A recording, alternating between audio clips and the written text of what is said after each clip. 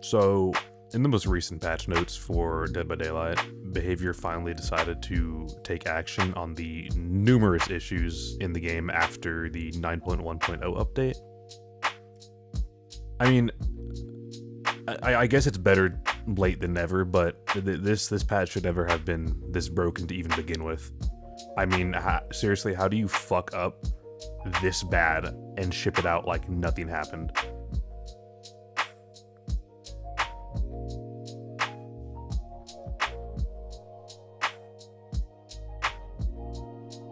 I mean, there's a giant list of shit that's wrong with this patch, but I'm just gonna list off just some of the more obvious ones.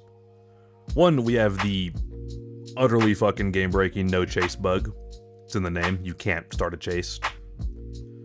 We have Streetwise giving unlimited charges for your items, which, yes, is also in fact game-breaking. And then there's just a giant fucking pole in the loading screen. I mean, this patch is just pure slop. It is. It's genuinely inexcusable how something this unfinished and broken was launched without anything being fixed. I mean, it's just bullshit. I don't know how else to put it. How does something this bad get pushed out for everyone to play? What the fuck was even the point of the PTB if none of the shit got fixed? It's just incompetence, plain and simple. Yeah, that's all it is, and there's no fucking way anyone out there is defending this patch. The only good thing to come from this patch, I'd say, are the Pyramid Head buffs and the add-on reworks, and even then, that was long overdue. Other than that, this has been a horrible fucking update. Nothing works, everything's bugged. The new quote-unquote map is literally just a shitty version of Greenville with a vomit filter over it. Fog vials are the things that broke chases in the first place, and Clown is just a mindless, drooling mess to play as and against, even more than he already was.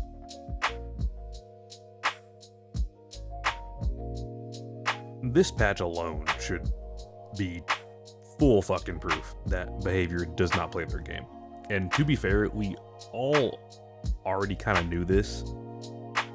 I mean, we've speculated on it before, but we never had any proof, to my knowledge at least.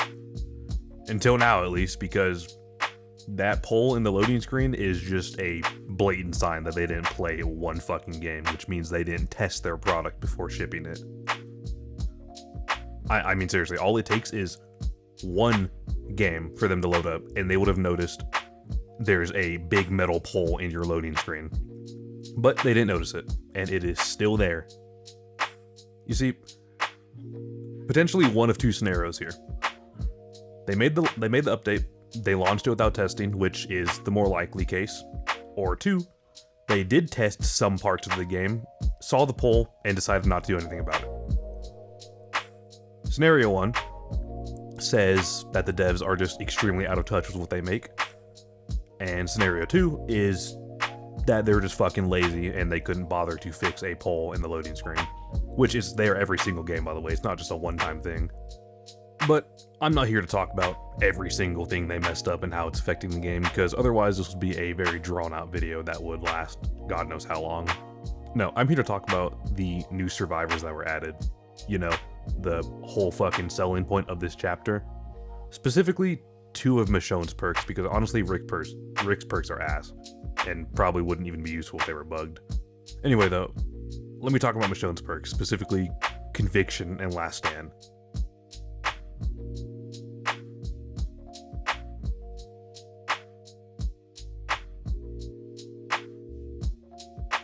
Upon spending 90 seconds in the killer's tear radius, this perk will activate. While active, any fast vault you perform will stun the killer for 3 seconds as long as they are within 2.5 meters of said fast vault. The perk then deactivates for the rest of the trial following a stun. First, let me state that yes, I'm aware that the perk is now disabled following the bug with it, but I'm going to mention it nonetheless. This perk by itself honestly is very Cool concept, but a 90-second activation for a one-time use doesn't seem too problematic, other than maybe if you're fighting like maybe a 4-man bully squad with it. However, that is not what the perk was being used for. Instead, this perk was being used for the quote-unquote faster vault that it gave you. And just let me clarify that, at least to the best of my knowledge, the perk never actually gave you a faster vault. What it instead did was play a different animation, one that looks faster but really wasn't. How it looks wasn't the issue though. The real issue was the fact that this perk seemed to push survivor hitboxes forward almost instantly to pair up with the animation. This obviously means that killers, when facing this perk, are not getting hits or downs that they otherwise are supposed to be getting, and instead have an artificial chase extender they now have to deal with that is permanently active, injured or not. I mean, this shit is literally finesse on overdrive. As long as you activated the perk, you now had something that is arguably better than finesse, whether you are injured or not. Stunning the killer would obviously disable the perk, yes, but people weren't running this perk to stun the killer. They were running it to get the vault bonus it unintentionally gave you. In the clip now shown on the screen, I am very, very clearly close enough to the survivor to be able to lunge and get it down over the pallet. That lunge connects pretty much every other scenario, but not with Last Stand. Instead, Last Stand guarantees disable safety with the vault, whereas without the perk, she would have been downed. And yes, I know, I'm playing Kaneki, blah blah, I vault the pallet in a millisecond and hit her anyway, but that's not the fucking point. Not everyone plays Kaneki. Anyway, I went ahead and tested this perk out for myself in a custom game because something about the vault it didn't sit right with me. I did numerous attempts at recreating this scenario and getting it as close to a replica as possible, and these were the results I ended up getting.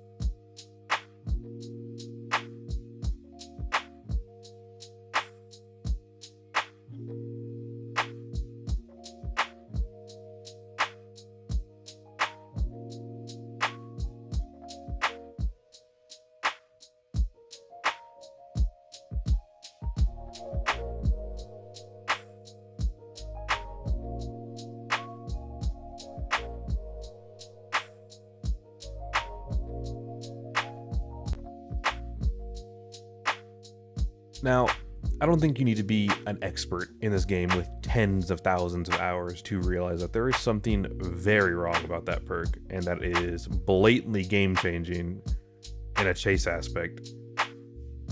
But let's be honest, most of the community, well, they aren't the brightest players. And even the players that are aware of how stupid this perk is and how it affects chases, they just simply don't care. They don't care. They're going to use whatever advantage that is on their side, whether it's bugged or not. And that goes the same for killers too. Killers or survivors, they will use whatever in-game advantage they have against the other side, even if it's a bug, exploit, or whatever the fuck you want to call it. Technically, other games have the same issues with people abusing, unintended mechanics, but Dead by Daylight is just, it's something else. I mean, this game fucking breaks on itself every other update, dare I say every update. It's on a consistent basis that the opposite team has to deal with something that they fucking broke when they updated the game. It's actually ridiculous. Some obviously not as bad as others, but for the most part, at least this patch has had a wild fucking variety of broken shit.